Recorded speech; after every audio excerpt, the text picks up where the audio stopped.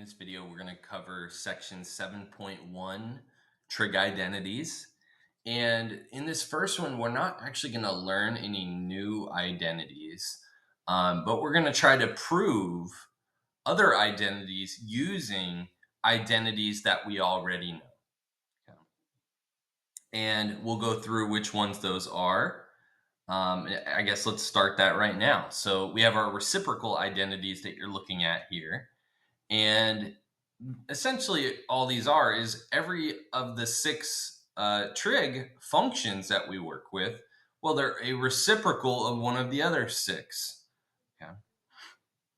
And so we want to be familiar with these. We will use these all the time. In fact, all of these from 7.1 are trig identities that you're going to continue to use. Okay. Then we have our quotient identities and our Pythagorean identities. And then lastly, our even and odd identities. And so let's go ahead and get into proving trig identities. So we're going to have two strategies. One is that you can choose either the left-hand side or the right-hand side to start with. And for simplicity here, let's just say that we're going to start with the left. So we're going to use algebra and the trig identities that we already know to rewrite that left-hand side. Okay. And this might take us multiple steps, but eventually we'll have transformed that left-hand side into the right-hand side. We could have done this, though, starting with the right and transforming it into the left. Okay. The other way that I'll have you work on these is you could start working on the left-hand side and you might get stuck. Okay. And so then you can start working on the right-hand side as well. Okay. And essentially, if you can show that each side are equal to the same thing, then you know that those two sides are equal. And here's what I'm talking about. This is a property you maybe have learned about in the past, probably a long time ago here. But the idea with this second strategy is that if you can show A is equal to B, and let's say you also are able to show that C is equal to B, okay, then is what that's going to mean is that, well, then A must also be equal to C. Okay. And this is where I'm kind of treating this maybe as our left-hand side and C over here as our right-hand side. So again, if we can show that they're both equal to B, then they must be equal to each other. Okay. All right, so let's go down here and give this a try. And so I'm actually having us start off with actually a pretty challenging one. But I chose this one to begin with because it's a reasonable one to use both of these strategies for. Because some of them are easy enough that you're not going to need strategy too. Okay.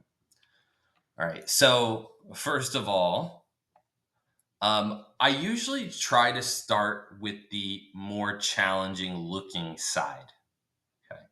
And the idea is it's easier to simplify something than it is to make it look more complicated. And so, yeah, I'm going to start us off with the cosine squared t plus 4 cosine t plus 4 all over cosine t plus 2. So I'll always want you to write the side you're starting with. I need to know where you're beginning. So you need to, at the very beginning, either write down the left-hand side like I've done here or the right-hand side. And again, we're going to use now algebra or other trig identities that we know to try to convert it into this side. But one thing that I can't help but notice here is in the numerator, this looks a lot like, say, x squared plus 4x plus 4. In other words, this looks quadratic in nature. And if you really wanted to get a little bit more specific here, you could actually say, well, let's let x be equal to cosine t. And if x is equal to cosine t, then that numerator could be rewritten as x squared plus 4x plus 4. Okay.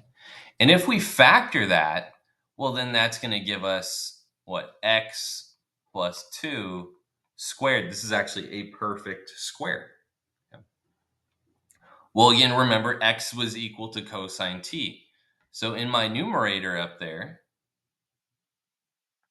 I'm going to rewrite this as not x plus 2, but cosine of t plus 2. And of course, I still need to square that. There we go. And then this is all over cosine of t plus 2. And the next thing you might notice is, well, we can simplify that. We have something squared over that same something. So I could rewrite this as cosine t plus 2. Okay. But remember, I need to eventually get down to this 2 secant of t plus 1 divided by secant of t. Okay. So this might be a point where we might say, hey, I'm stuck. I don't know how on earth I'd get from that to that. Okay. And so is what I would recommend doing, okay, is keeping your work that you have here of where you got stuck. Okay. We're going to go back and finish strategy 1 later. Okay. But let's just pretend here that we're stuck right here. Okay. So we have our work for our left-hand side. Okay. So maybe I'll go like this here. And I'm going to also put in some work for our right-hand side. And so the right-hand side, I want to write it, which is 2 secant of t plus 1 divided by secant of t. In fact, I'm going to move this over a little bit. I don't like how close that is. There we go. And so if I can show that this is maybe equal to any of these three things, then I'll be done.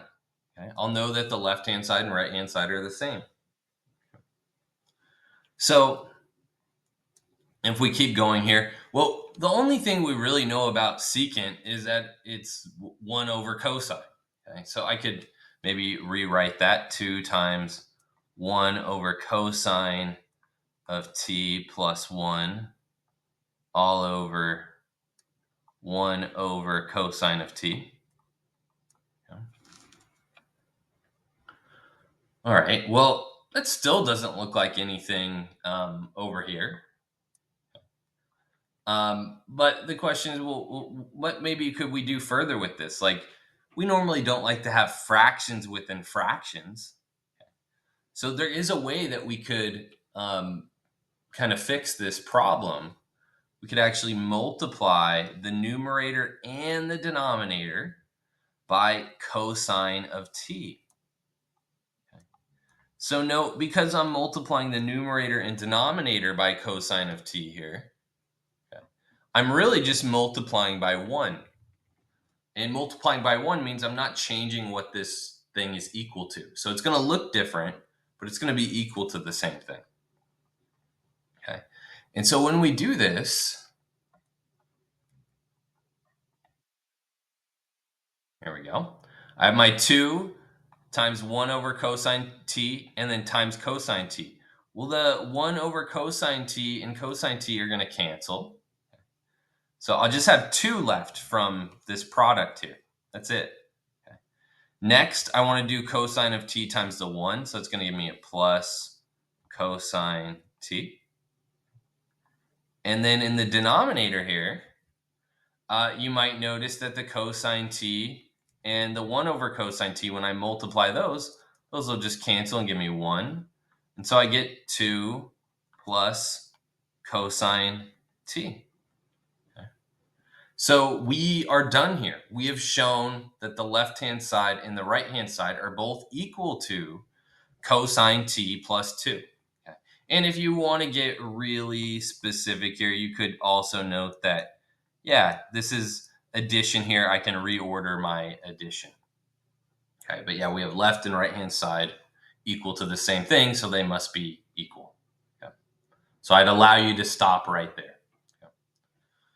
Now, let's say we didn't get stuck, okay? And maybe we recognized another way of approaching this. So, if I hit this point and I knew that I wanted to wind up with this 2 secant t plus 1 over secant t, well, is what I would say to myself is, well, with what I currently have, I'm missing a secant of t in the denominator. Okay. And I'll go ahead and I'll multiply by secant of t in the denominator. But because I'm doing that in the denominator, I want to make sure to do that to the numerator as well. That way I'm not changing what this is equal to. And so if we go ahead and distribute here, let's go ahead and do that. Well, cosine t times secant of t, those are each other's reciprocals. So when you multiply those, that's just going to give you 1. And then we have 2 times secant of t. And then this is all divided by secant of t. And let's go look up at what we wanted to get to again. Okay. So we're there. Okay. The only other thing we could do, I wouldn't be picky about this, but again, you might notice that in the original equation that we have there, that original identity we're trying to prove, on the right, it's 2 secant t plus 1 in the numerator, but we have 1 plus 2 secant t. This again is just the fact that when we add things, we can add them in whatever order we want. It doesn't make a difference. So I could add this last step in here.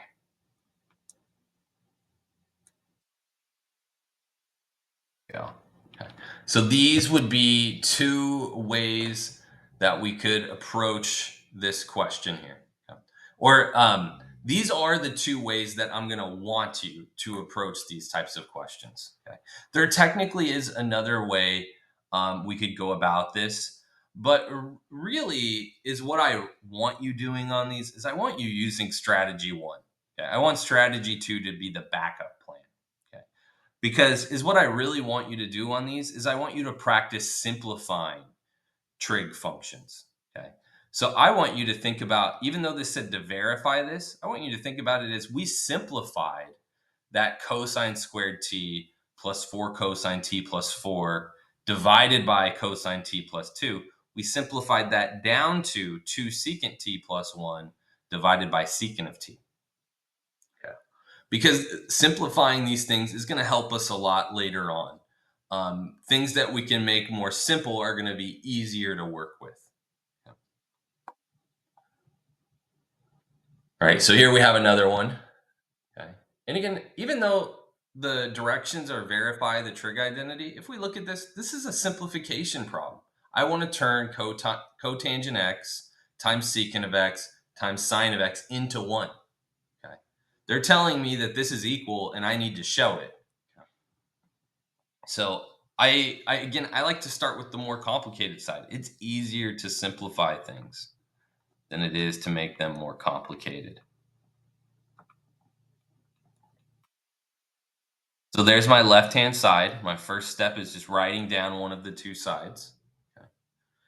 Then after that, let's just note what maybe we could rewrite cotangent and secant as, because I know that some of those are going to involve a sine of x. Maybe we can get some things to cancel here. Okay. So cotangent of x, right, we know is cosine of x over sine of x. And secant of x is 1 over cosine of x.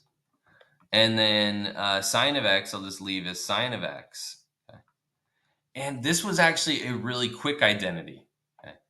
So you can see that the cosine of x's cancel and the sine of x's cancel. Okay.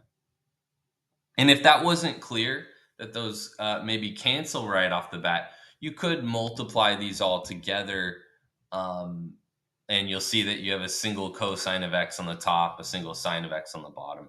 And so to multiply these, right, you'd want to think about sine of x here as being over 1. And when you multiply fractions, you just multiply straight across. So I'll have cosine of x times sine of x And then in the denominator here, I'll have sine of x times cosine of x times 1, which is just sine of x times cosine of x. And again, we see that these things cancel. Okay. So we do wind up getting what we want, which is 1. Okay.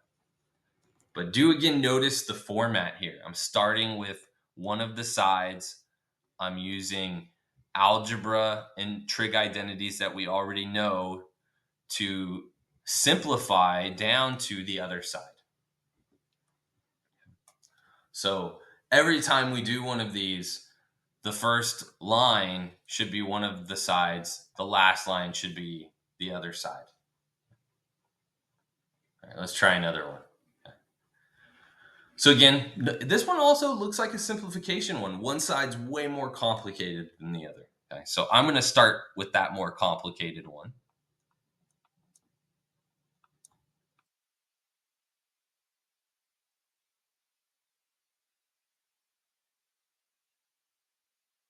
And the first thing I notice when I look at this is there's a common factor between the two terms. So I can actually factor out a cosecant of x from both of these. And that's going to leave me with a cosecant of x times 1 minus cosine squared x. Okay. Now, there's something here that may not be immediately obvious. This right here looks very familiar to me.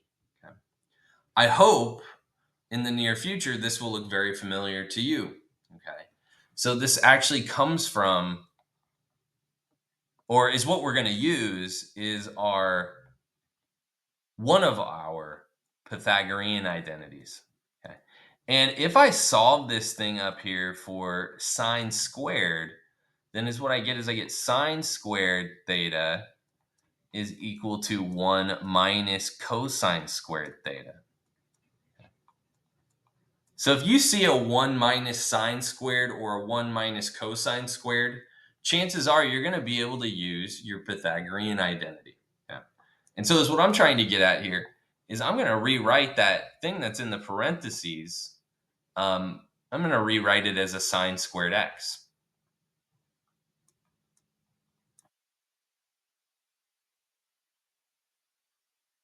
There we go. Yeah.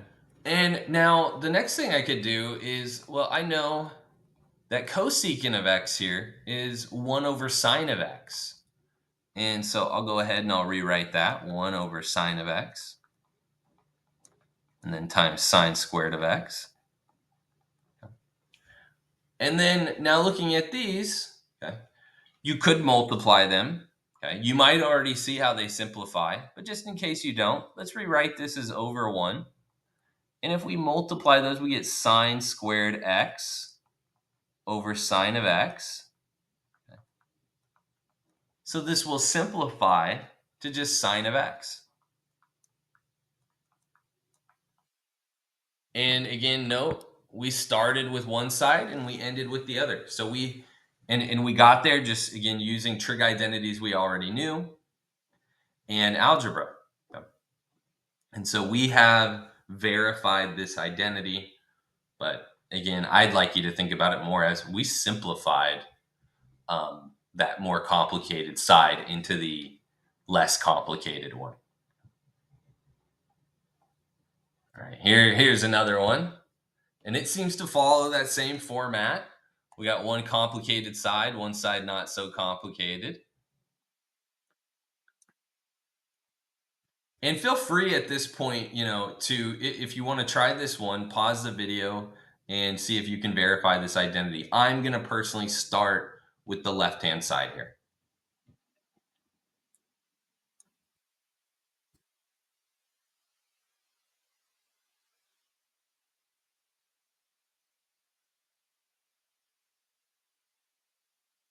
All right, so I have my left-hand side written down. Let's see what we can do with this. But again, our goal is to get it to equal tangent. Okay. So I notice again, maybe I can rewrite the secant and the cotangent in terms of sines and cosines. Okay, so we have our cosine theta here, But secant, right, that's what, 1 over cosine theta. And then cotangent, I could rewrite it actually in two ways. I could rewrite it as 1 over tangent, and I could also write it as um, cosine theta over sine theta. But I do know that I want to get a tangent here in the end. So how about I just rewrite it as 1 over tangent? I was going to actually rewrite it as cosine theta over sine theta, and that would have got us there too. Okay. So that brings me to another point. There's not a unique way or unique path that you have to go to get from the left-hand side to the right-hand side. Many students will have different paths that they take to get there, and they'll be correct. All right, so let's keep going here. Well, that cosine theta times 1 over cosine theta, that's just going to give us a 1. So right now we have 1 divided by 1 over tangent of theta, okay, which if you do 1 divided by 1 over something, you just get that something. So we're going to end up with tangent here. And so this is exactly where we wanted to end up. Again, we verified this trig identity. All right, let's go ahead and give another one a go. Okay, we're going to do a few more. So let's zoom in. So again, we need to pick a side. I think that in this case, um, both sides are probably pretty similar in terms of the difficulty that it would be to get to the other side. But I'm going to once again have us start with the left.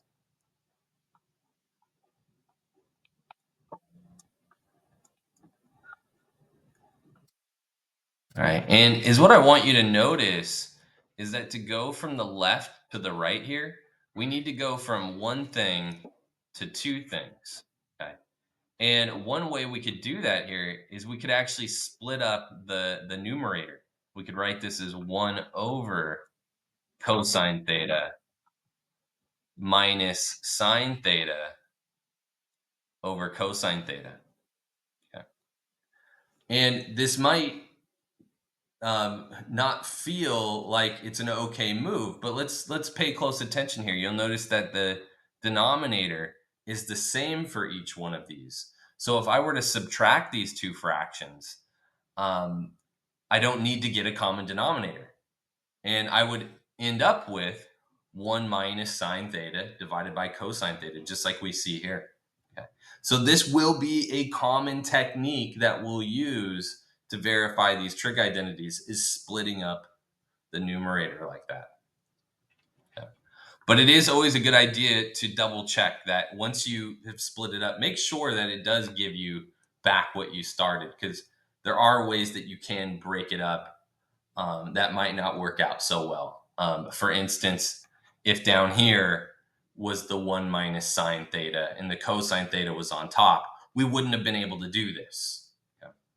And you can give it a try and you'll see that they're not equivalent. Well, let's keep going here.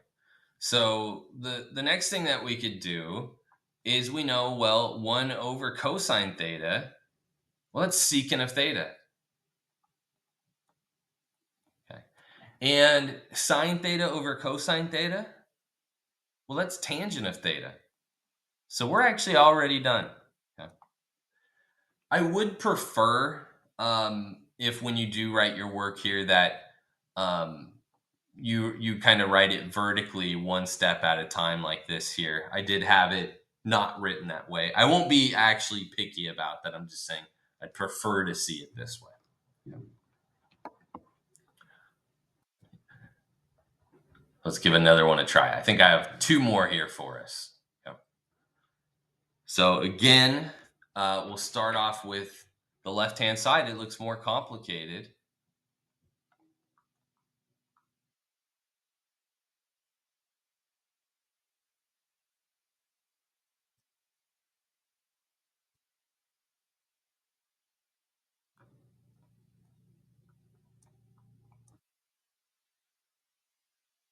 And some of you might be noticing something here that in the numerator, that's a very specific form we have there.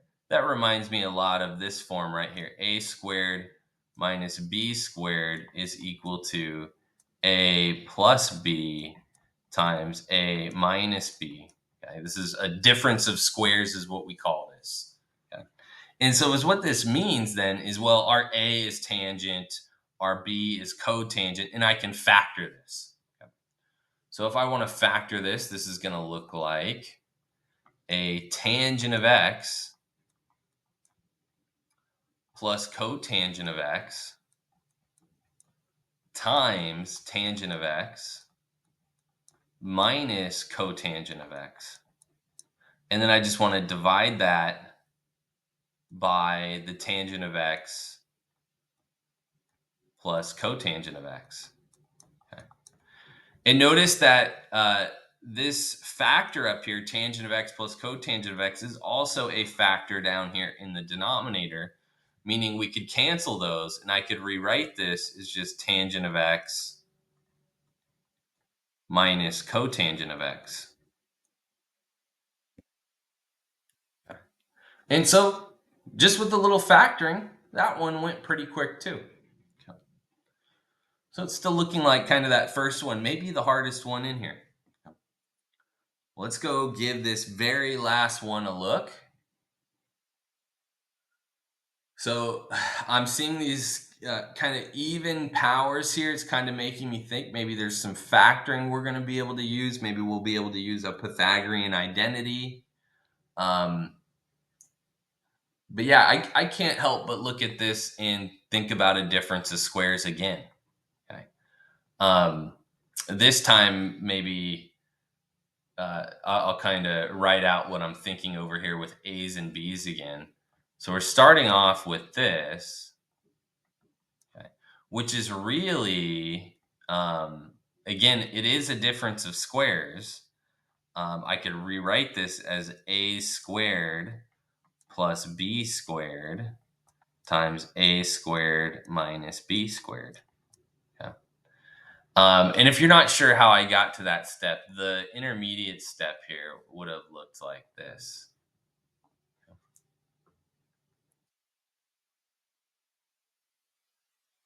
So I would have just rewritten this as an a squared squared minus b squared squared. And so it should be this thing plus this thing, which is what I have here. And then that thing minus the other thing, which is what we have here. If we're following our difference of squares pattern. And then from there, we have another difference of squares right here. That's going to give us a plus b times a minus b. Okay. And a sum of squares typically cannot be factored further. Okay.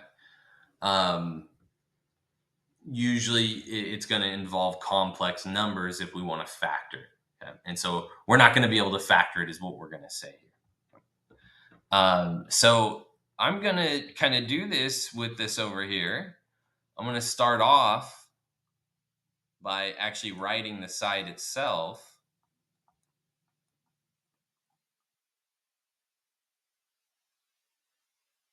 And I'm going to go ahead and say cosine squared t plus sine squared t times cosine squared t minus sine squared t. So we're at this step right here. And well, cosine squared t plus sine squared t, that's just equal to 1. Okay. So I'm going to rewrite that as a 1 there. Okay. 1 times something. Okay. And then we have cosine squared minus sine squared. Okay. Which I'll write this as 2 separate steps. I was going to do 2 and 1 here. Okay. But I'm going to leave it like that. So now I see I just have cosine squared t minus sine squared t. But I want to end up with this. I want to have just sine squared t's. Well, we have something that we can use here if we just want to end up with sine squared t's. We have that Pythagorean identity. Okay. Let me show you how we're going to use it though. So we have sine squared theta plus cosine squared theta is equal to 1. So if I solve it for cosine squared, that means I'll be able to replace my cosine squared over here with something that isn't cosine or doesn't have cosines in it. Okay. Let's see what that looks like. Okay. So I'm going to solve this for cosine squared of theta. And if I do that, I get 1 minus sine squared theta. And so now I know I can replace this cosine squared with a 1 minus sine squared. So I have 1 minus sine squared t. And then I have this extra minus sine squared t, which means I have like terms that I can combine. And this gives me 1 minus 2 sine squared t, which is actually what we were trying to end up with. So once again, we have verified this trig identity. All right. And so this here wraps up 7.1.